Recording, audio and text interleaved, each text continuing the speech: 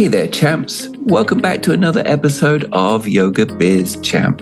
I'm Michael J., your community yoga studio business coach, and I'm here to help you grow and thrive without losing that spark that makes yoga such a transformative practice. And if you've ever wondered how to create a truly welcoming environment for students of all ages, sizes, abilities, and backgrounds, today's episode is an absolute must listen.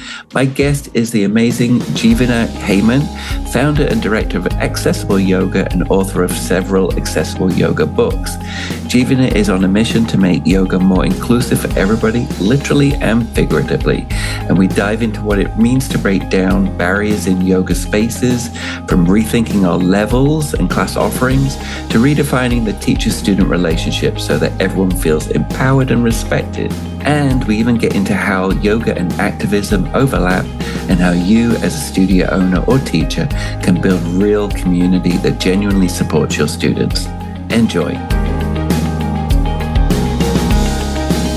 Welcome to another episode of Yoga Biz Champ. I have a great guest today, Jivana Heyman, and he is the founder and director of Accessible Yoga, and that's an organization dedicated to increasing access to yoga teachings, supporting yoga teachers, and he's also the author of Accessible Yoga, Poses and Practice for Everybody, Yoga Revolution, Building a Practice of Courage and Compassion, and the Teacher's Guide to Accessible Yoga, Best Practices for Sharing Yoga with Everybody.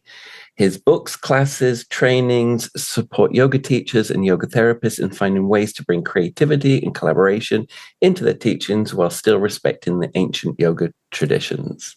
Welcome. Thank you. Thanks, Michael. Thanks for having me. Yeah, thank you for being here today. A good friend of Shannon Crow who said we have to meet. So I'm really grateful for that introduction. And I'd love to know a little bit about accessible yoga. I'd love to know, kind of give me an overview of your journey. Like I always like to know what that initial spark was for you, where, that spark where I've got to get some more of this in my life, and kind of the journey to where you are now, and how and why niching and how you kind of serve your community. Yeah, sure. Thanks. Well, trying to make it short. Actually, my grandmother practiced yoga. So when I was a child, she would practice every day, and I would love to practice with her. So that was kind of my first exposure to it, and it always was there with me. And then later, actually, I'm a gay man also, and I came out in 1984. I'm probably a bit older than you, and that was during the AIDS epidemic, and I was living actually in New York and then San Francisco, and I got involved with ACT UP. It's an AIDS activist group. We were doing direct action, and it was very intense. And I think I got involved mostly just because I'm just a pretty compassionate person, and I just saw a lot of the people I was meeting were really suffering. There was a lot of, I was going out, and I thought it'll be a lot of fun, to be out finally. And I'd go, and everyone I'd meet would be dealing with AIDS in some way. Like they were sick, or someone else was sick, or they were dying literally. And it was just such a shock at such a young age to be exposed to so much illness and death. And I found the group of activists really compelling. They just taught me so much about social justice and about the world. Like I hadn't really seen it that clearly before. And the way that marginalized folks get oppressed, like I just hadn't seen it, and I saw it happening within the AIDS epidemic. And so I went back to yoga as self-care. Actually, I just went back because I was really struggling personally with all of that. And so I found a yoga teacher named Kazuko Onodera, and she really kind of took me under her wing and helped me kind of just pull myself back together.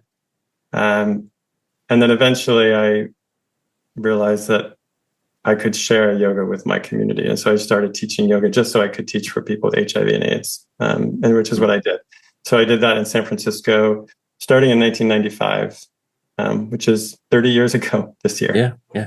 I feel like what's hard to express about that time is just like what I see as kind of a gap in our community. Like there's just not as many gay men slightly older than me around. Like it's like a whole generation that died of AIDS. And I just feel like I really feel their loss, and I feel like the rest of the world kind of has gone on, and they're still with me. Like I think about, my best friend who died back then in 1995, my best friend Kurt, and I think about him all the time. Yeah. So I don't know. I mean, I'm sure you lost a lot of people too. It's just not a lot, but some, yeah, for sure. Yeah. I don't know. I think maybe because I was in San Francisco, it was like very intense time. Yeah, I think Vancouver, not as much. I see. Yeah. Yeah, but I mean, yoga is so incredible in that way. It has so much potential. And I think one of the issues is that we always think about this as a potential for physical healing, but really for deeper kind of healing, like to deal with grief and just like general angst that happens when you're overwhelmed or depressed. Yeah. It just got me through such a difficult time. And so I felt like I owed it to the world to share it, share what had helped me, I guess. Yeah. So you found this teacher. Yeah. And how did that teacher change things for you? I mean, she was very special because I was still quite young, so I was probably in my early 20s at that time. And she was Japanese American, and she still had a very traditional Japanese way of being, which was she wanted me to be her apprentice. She didn't, it was like when I showed that I was committed, it wasn't enough to just like come to class. She wanted me to actually like start, like I started assisting her and helping in her. Me too. Her garden. Really? Oh, well, wow. I feel back then there was such a thing as apprenticeships. Yeah. There were, teachers that had practiced for years. And so, I did a year apprenticeship with, my teacher training wasn't a thing. I learned in the apprenticeship. That's where, and I feel like that was also not just yoga. I lived with a hairdresser. There used to be hairdressing apprenticeships. There used to be so many different apprenticeships right now, and it's just different now. It is. I know. It's too bad. It was really special. I mean, I was with her for 4 years actually of that, and it was a lot of very, very personal. Like I would just go and garden with her and cook, and like I feel like she was kind of reparenting me, to be honest. Like like giving me showing me how to be an adult, and also how to teach. So that really inspired me to go out and share more. So I'm very grateful to her. And then she actually passed away quite a few years ago. But I don't know. Hopefully that's still available. I assisted with so many teachers too after that. So I think assisting is still a thing. Yeah. If people are like newish in yoga teaching, I think try and find a way to assist an experienced teacher is such a great thing. Yeah, because teaching's about looking, right? It's about watching what's going on and seeing, and Yeah, and it's amazing to be in the role of assistant where you're actually not just a student and you're also not the teacher. Yeah. Because it's unusual to be able to be in that space, to see the interaction and see the dynamic and the relationship that's occurring there. I think it's really, really strong. It's a great way to learn. I agree. I assisted a lot of great teachers in the Bay Area at that time. And then I just kind of dove into teaching too. And I worked in a local hospital in the Castro in San Francisco. And I taught HIV/AIDS classes there for many, many, I think like 12 years. We had one group that kept going, through that time. And they taught me so much. Those guys kind of showed me what accessible yoga is. Like they showed me what they wanted from the teachings, and it wasn't really like a fancy asana practice. They wanted a depth of spiritual understanding. They wanted to understand what was happening to them. A lot of them were facing very severe illness, and many of them died. And so it just was much more like, what is the point here? Why am I alive? What is, the big questions that I think yoga answers so beautifully and that we don't always get around to. So that really had a big impact on me. So how did you what was the journey to really niching? Because you're super niche now, right? And I mean, that was it. Literally, like working with people with HIV and AIDS.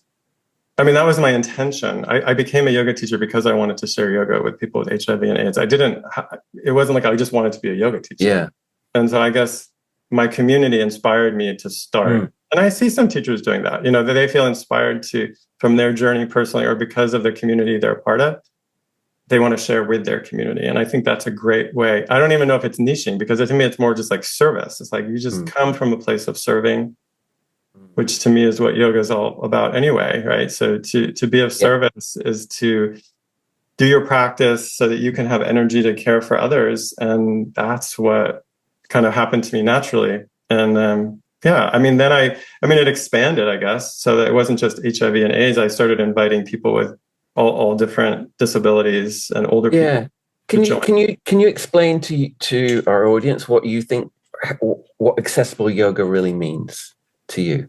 I mean, I actually think it means something broader than most people maybe think it means, because to me, I'd love to hear access to the teachings. It's just, to me, it's like making the heart of yoga accessible and sharing the fullness of the practice, which is why I talked about how my students with HIV and AIDS really, and many of my disabled students who have been facing a lot of big challenges, have shown me that the more subtle and I would say spiritual teachings of yoga are actually what they're looking for. And I think that's not necessarily the case in a lot of contemporary practice that seems to focus on the physical. I think there are a lot of people out there who want the deeper teachings of yoga. And I mean deeper, it's not like, I just mean, like studying yoga philosophy, practicing meditation, learning pranayama and deep relaxation, like really working on your nervous system, working with your mind. That's all I mean. And I think that part, the more subtle part, I think is really what accessible yoga shares well. Many people think accessible yoga is just adapting the physical poses, but I think that's one little piece to me. Yeah. And that's fun. I mean, I love that.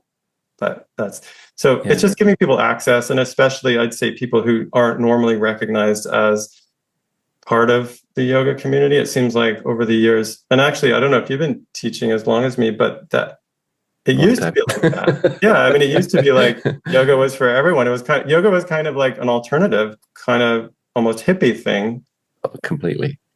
And now it's more like this kind of like, I don't even know what the words are to describe it right now. Well, I think I see two things going on. There's kind of boutique-y franchise, kind of glossy things going on. And then there's still I work with a lot of the true community studios that are still doing the really great work and, on the ground. You're teaching accessible yoga to a lot of teachers, and studio owners hire a lot of teachers, and you've been on both ends as a teacher. You've owned a studio.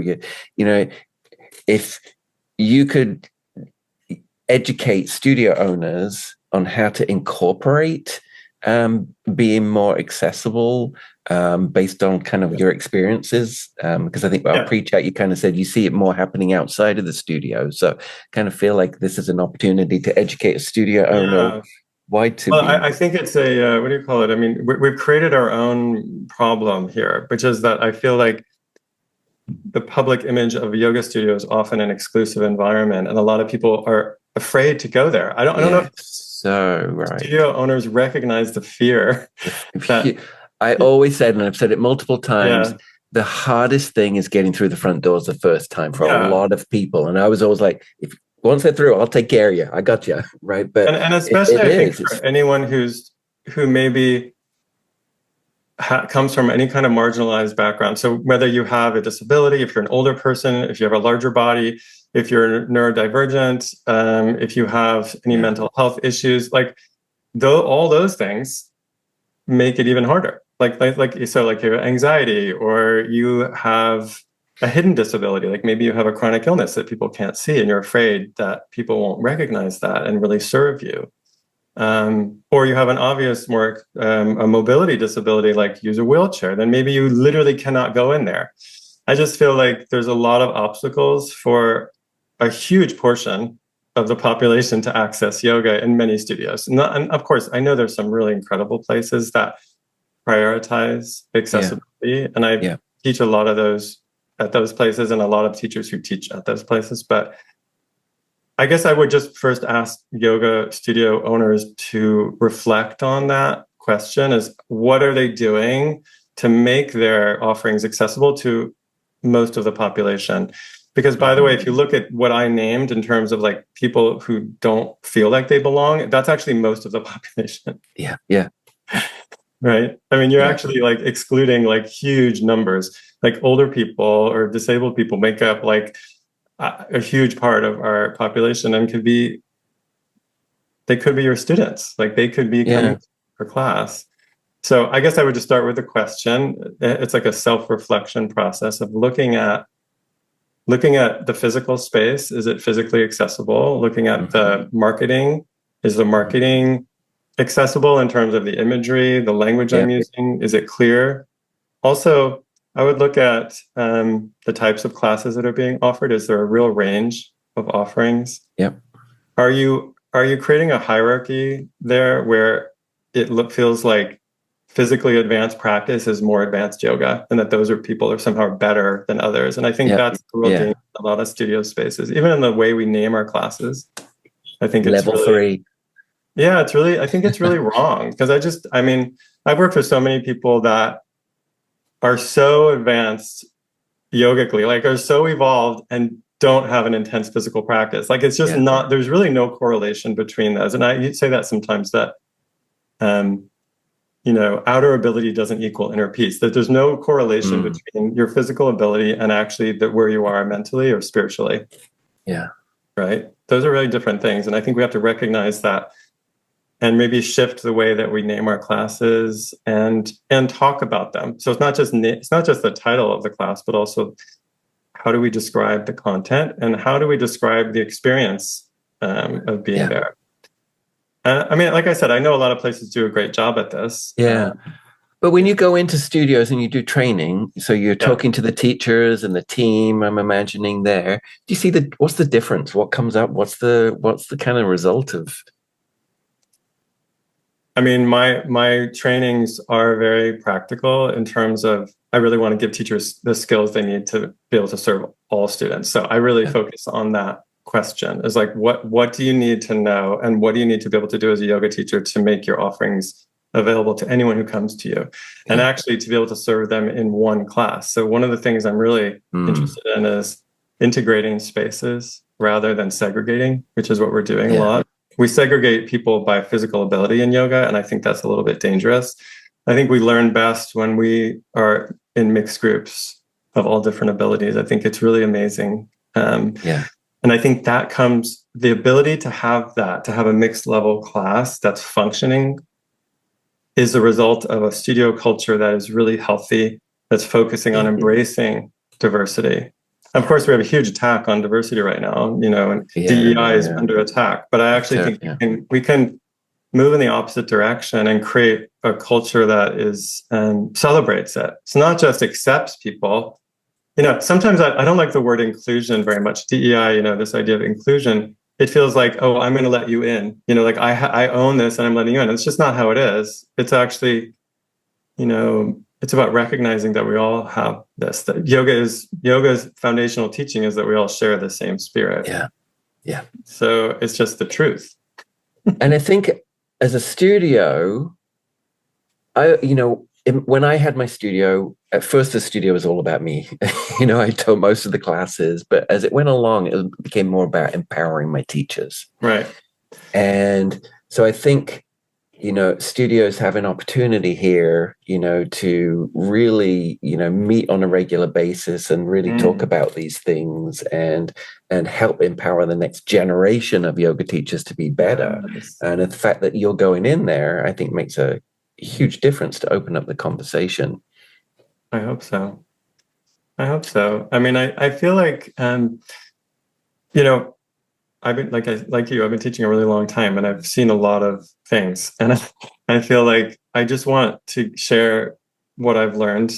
In fact, my last book, The Teacher's Guide to Accessible Yoga, it's pretty much all in there. If you don't want to train with me, you can also just read my book. It's basically goes through all the things you need to do and consider if you want to make your classes accessible. I think that there's so much power here. Like yoga teachers hold a lot of power, and studio owners too. Like there's so much power in yoga, which is why I think we see so much abuse, because it's such a powerful practice. But I think that if we hold it correctly, it can be really transformational. And actually it happens in community. And so I think studio owners have such a special job, bringing people together. It just doesn't happen enough in the world these days. Yeah. If you think about it, it's a pretty amazing thing when we literally have four walls, and people come in, they close their eyes, they lay down and relax, they don't speak. Like, it's just like, where in the world, other than, you know, temples? Yeah. It's a pretty amazing. And my intention when I had my studio was, no matter where they were at, no matter what class they were coming to, as long as they left feeling better. That was always, that's all I cared about. And as a teacher who was taught form, alignment, and all the things, the further I taught yoga, the less I cared about if your heel lined up with your arch or any of those things, as long as they weren't creating danger in their bodies. And something you said before was being able to teach a class where everybody, you know, feels accessible. And I think a lot of my studios do a beginner 101 course, like an 8-week signature series kind of course.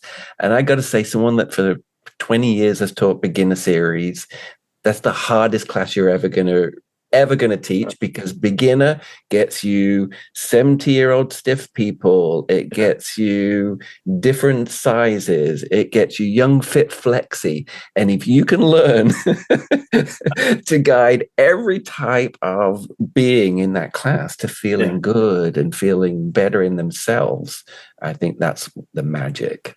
Oh yeah, I mean, teaching beginners is definitely the hardest thing to do. And I definitely talk about, in a way, yoga teaching. I think there's two different kinds of yoga teaching. There's yoga teaching for ongoing students, and there's yoga teaching for beginners. Like, it literally is like a special skill, because there's so much information that you need to be giving them. And when you have ongoing students, it becomes a different kind of relationship.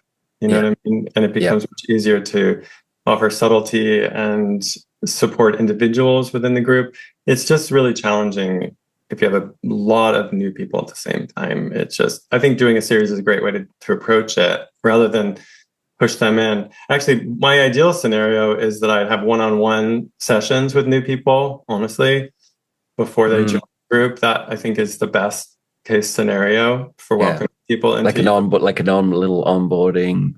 What are your goals? When do you want to get out of this? And to give them some individual support, at least through 1 or 2 sessions, and then they can join. Because I think it also gives them confidence to be able to be in a group. Because like, that's a lot of the issue here, like we talked about, is people not feeling welcome. But of course, one-on-ones can be expensive. But there are programs out there that do that. Sometimes not in a studio, but sometimes in wellness programs or hospitals.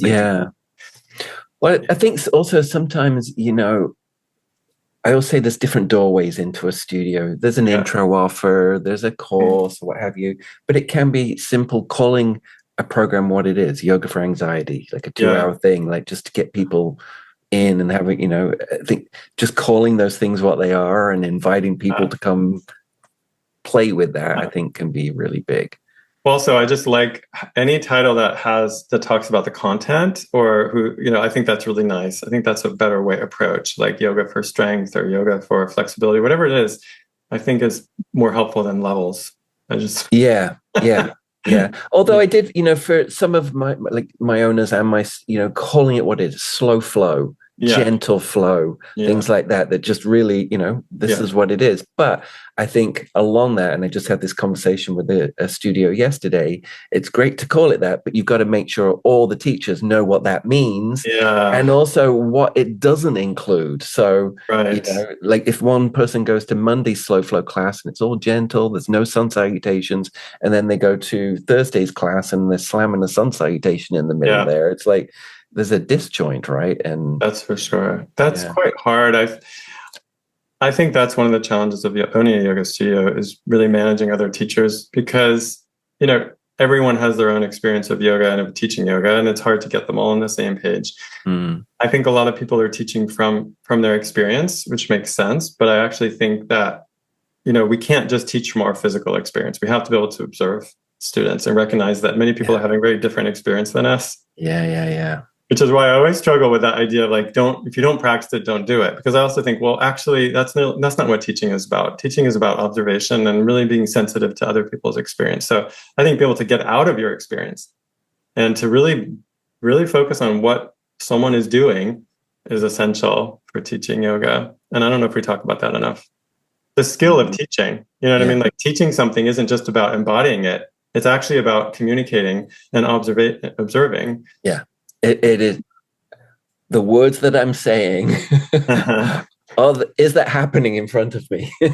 Yeah. And it is observation. It's right. I know as a long-time teacher, I can teach a class of 40 people and globally look across the class and be able to say, hey, let's take a look at this. Yeah. Like, this is what's going on. And I think that takes time and skill. But for me, you're absolutely right. The observation is a huge part of it. And then the communication skills themselves, which I think sometimes are lost, like really understanding the language we're using, are you speaking in first, second, or third person? Like, are you saying, I'm moving my arms, move your arms, let's move our arms. Like, which phrasing do you use? Yeah. Very different feeling to each one. And are you demonstrating everything? Which level or variation are you demonstrating? Because students will want to do what you're doing. Like, there's so much that goes on in teaching yoga beyond the words, but even the words themselves, that has a huge impact. And then, like, in a way, what is your relationship to your students? I think that is another question, is like, are you just performing? Are you just on stage? Yeah. Can they speak? Are they allowed to ask a question? Like, I don't know. There's just so many questions to me that come up around that. Like, what is the role of a yoga teacher? And how do we question that ourselves? How do we put ourselves out there as equal humans who have some knowledge, recognizing that the students also have knowledge. They also have knowledge about their bodies and their experience and their sensations that they're having.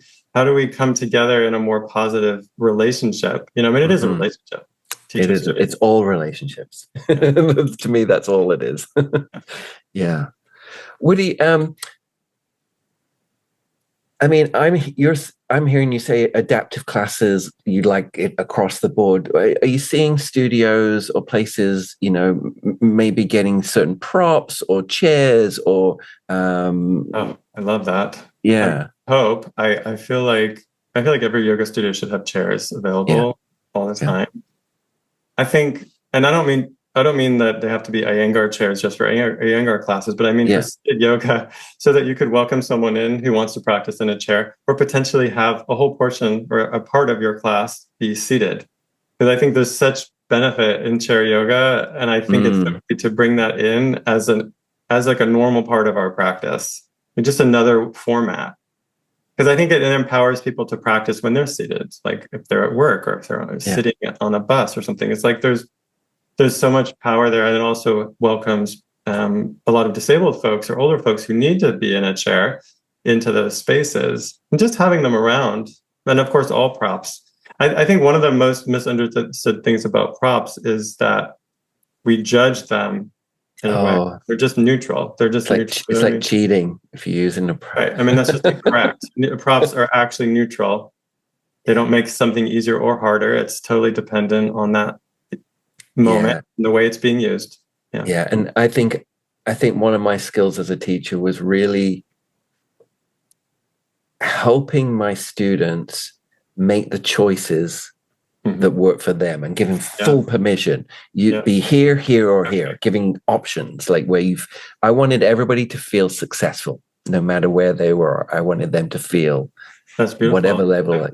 But I think that's about also giving them agency. So I talk a lot about that word. Agency is a sociological term that has to do with kind of taking back our power, the choice to make what we do and how we do it. What we do with our bodies and how we do it. And I think a lot of yoga classes remove students' agency. So I feel like that's what you're talking about, is you're trying to give that back, to make choices, to feel powerful. I mean, that's what yoga is all about. Yeah. Yeah. And I truly, at my studio, I had every age, awesome.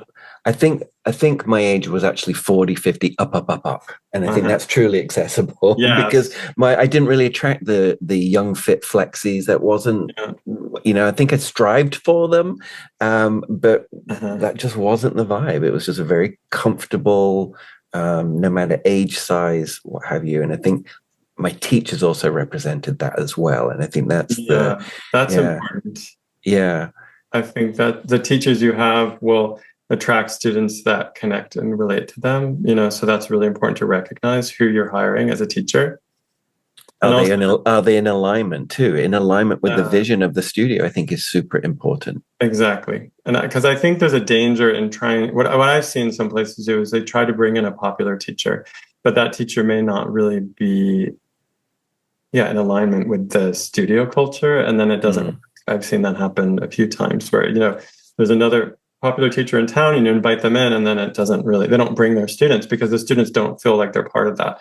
It's really about community building, which is interesting because in a way, it's a form of activism. Like when I was involved with ACT UP way back when, people thought, we did a lot of direct action that was quite intense, but a huge part of it was actually community building. It was about getting people to do stuff together. And I think that's the main thing that I saw connecting activism and yoga teaching was like group activities and how you can make people feel connected and powerful and that they have choice. And yet we're coming together in some way. We're creating, there's a connection there.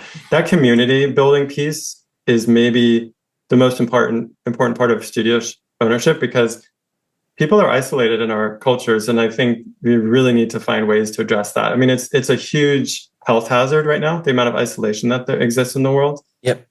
And to be able to bring people together is huge. So often I think students were coming back to my classes for their friends, just to see each other. Right. Yeah. I was talking about my 11 o'clock slow flow class. Those ladies showed up, 30 of them every week, and they went for lunch afterwards. And, that was part of their routine and their connection. But that also helped them with their health too, by the way. That's huge. That's social. Yeah. Oh my God. Yeah. I just feel like isolation is something that's not talked about enough in yoga. I think that we have a really powerful tool to address isolation. And that's why I particularly speak around with accessible yoga, because in accessible yoga, it's often populations that are more isolated, like disabled people or older folks who might have less social interactions because they can't do as much activities. So if you do create a yoga class where you're inviting any marginalized folks and they're coming, I think you have to recognize how important that is. The effort people are making to come. I remember many students who are like, this is like literally the only time I leave my house each week is to come to this class. That is amazing. Yeah, it is. And I think the repetition too. So I go to a little community center here, and I have a favorite little Wednesday night class that I love that just feels like you're dancing for an hour. Yeah. But what I've noticed is every time I've been going for a few months, I've been quite by myself, and then one person says hello, and the next week the two people say hello. 3 weeks later, someone tells me their name. The next week I walk in, they say, "Hey, Michael," and it just has slowly built up to I feel part of that community. Yeah, now. And actually, I think studio owners can focus on that. Yeah, and do it consciously, because I think a lot of times there's some studio owners who are natural. They're naturally community builders, and they have it easy. Some aren't, and they need to really work on it. But there are things you can do. You can 100% encourage your teachers to focus on having students introduce themselves, create a little space for talking before or after class, like really to create more of a connection. Yep. You can celebrate your students in some way. You know what I mean? Like you can have student of the month or whatever it is. Like there are things you can actually do to create culture. You can have book clubs. You can have other activities in this space. Yep. Anything where you're going to have people socialize is going to help. If you bring in that social element, it'll build your studio tremendously. I've seen. And for the folks listening, the best one is if you're busy on the front desk and there's a studio always has a super fan. There's always those people that are there early, they're excited, they talk to everybody, and you're busy on the front desk. A new person comes in, you check them in, you welcome them, and then you say to that super fan, "Hey, Susan, can you show such and such around?" Yeah. All of the way, that tension's gone away. They have one person that's going to introduce them to a second and third person, and they already know the way that it's just the most non-intimidating way to come into a studio. That's a great idea. Yeah, I think we need to do that more. We need to consciously create community in yoga. The other thing we have a space that you said we can do good work with a space. And mine, I've talked about this a lot, so I won't go into big detail, but mine was hospice was my charity of choice. I've I was touched by hospice. I was on the hospice board for 5 years, but it was meaningful to me. Yeah. And because it was meaningful to me, we raised $40,000 over 10 years for that. So I think the studio owners have a space to do good things. Yeah. In the community. That's a powerful thing, I think. Yeah. I mean, owning a studio changed my life, actually, because what happened was I had just moved here to Santa Barbara, and I ended up becoming co-owner of the Santa Barbara Yoga Center, which is a beautiful studio that's still open. And it was such an amazing space. Like when I was in the physical space, I thought, wow, what could I do with this? And it occurred to me to offer a conference. And so we had our first accessible yoga conference in 2015. And that actually really changed my life, because I ended up creating this platform for accessible yoga. Like people doing this work all over the world came together, and we actually started offering them all over the world. We had conferences in person all over the place, and then we went online during COVID, and we actually recently just stopped and just switched to these trainings and series we're doing. But those years of doing those conferences built a community for me of people that I'm connected with within because I think of accessible yoga as a community that's quite huge. Many people who have been doing this work long before me, and people doing it all over, serving their communities, basically just from their heart. And it was so great to come together and in that space. So like having that space totally shifted my understanding of what I could do. Yeah. But I love that. I love the idea of doing service work too. So actually, if a studio does something, you can do that like as a community.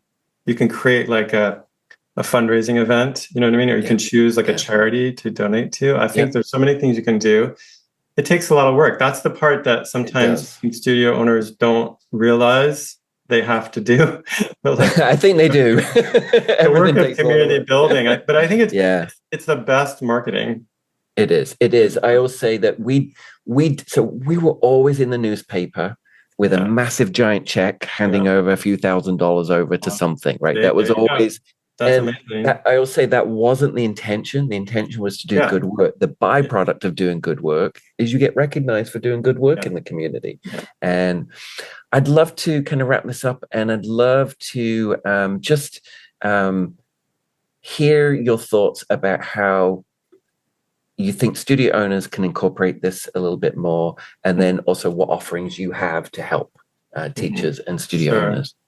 Yeah, I think, well, like I said earlier, I think studio owners can reflect just on what they're currently doing, and then consider a few small steps you could take, to reflect on your physical space and how you can make it more welcoming, to look at what obstacles might exist. There's a theory called universal design, which people may not be familiar with, which is about creating a world that makes access a priority rather than a second thought. And so universal design is based on this idea that we can look at, everything from, often it has to do with architecture, but sometimes it's like how we schedule public transportation and the people's work hours and everything. So that, meaning that you build space prioritizing access rather than as a second thought. So look at, is there a way for people to come to your studio? Like, is there a bus line that goes there? Are you offering classes during times when people maybe are off work? Is your language accessible? Do you have financial structure in place to make it financially accessible, right? Like, could it be tiered pricing, or some classes that are by donation, or a scholarship fund? To pay for people. So I just think there's a lot of reflection you can do to work on. I think first, educating yourself about accessibility in general. Recognize that it can be a leap because people have a lot of fear, or maybe just feel unwelcome in your space, and consider, what can I do to address that? And know that it takes time. It's an evolution, I think. It may not happen overnight. And also to consider working in the community. Like, sometimes it can be nice to actually offer classes in other locations. Even if you have a space, you can still offer a class at a community center, or at a Y or something. Maybe not a Y, but I don't know. Just finding a place where it's still your class, but it's out there, and it can help to bring people back.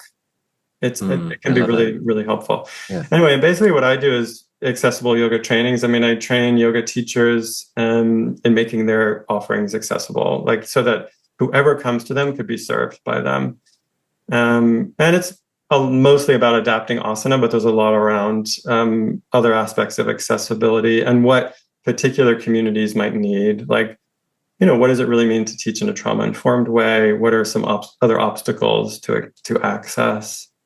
And then I offer a bunch of other shorter courses that are more like workshop series where I platform other teachers who are doing amazing work.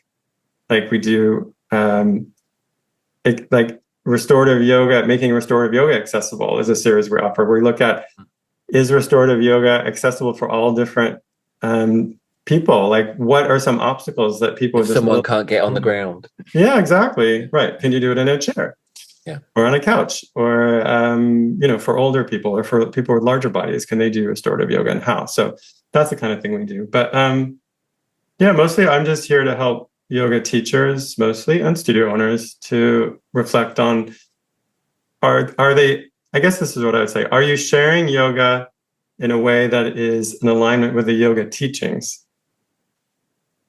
Right? Which these are universal teachings that apply to all of us.